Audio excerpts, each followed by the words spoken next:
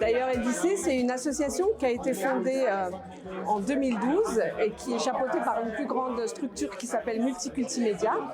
Et cette association, c'est un peu une association hybride.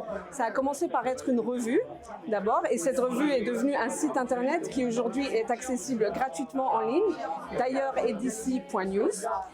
Mais d'ailleurs EDIC, c'est également des ateliers, débats avec des jeunes de plein de villes en France et de certains quartiers qui s'intéressent à toutes ces thématiques d'histoire et de mémoire. Mais c'est également plein de projets pour impulser des pistes à cette jeunesse et faire que cette France plurielle soit résolument positive.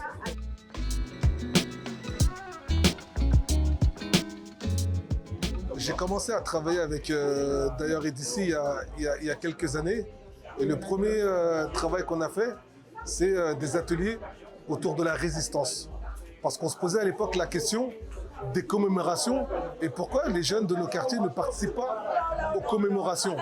Et donc c'était la question de la reconnaissance, c'était la question de la double culture, du positionnement qu'ils peuvent avoir. Et on a eu cette idée de travailler autour des résistants qu'il y a eu pendant la colonisation, pendant l'esclavage, donc des questions qui leur parlent un peu plus. Il faut rappeler que le média est né aussi via les ateliers, puisqu'il y a des jeunes qui ont participé à la création du média. Après, il y a eu un développement de magazines qu'on a réussi à éditer. Et aujourd'hui, on a un format davantage numérique.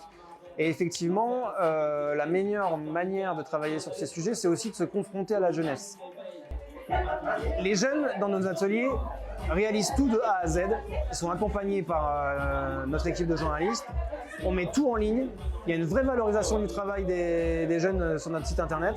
Alors effectivement, historiquement, on le fait en Ile-de-France puisqu'on est parisien et francilien dans la rédaction. Mais on développe de plus en plus d'autres villes comme Rouen cette année. On est à Marseille aussi depuis cette année et bientôt à Bordeaux. Donc il y a plein de belles choses qui arrivent pour 2022 et 2023.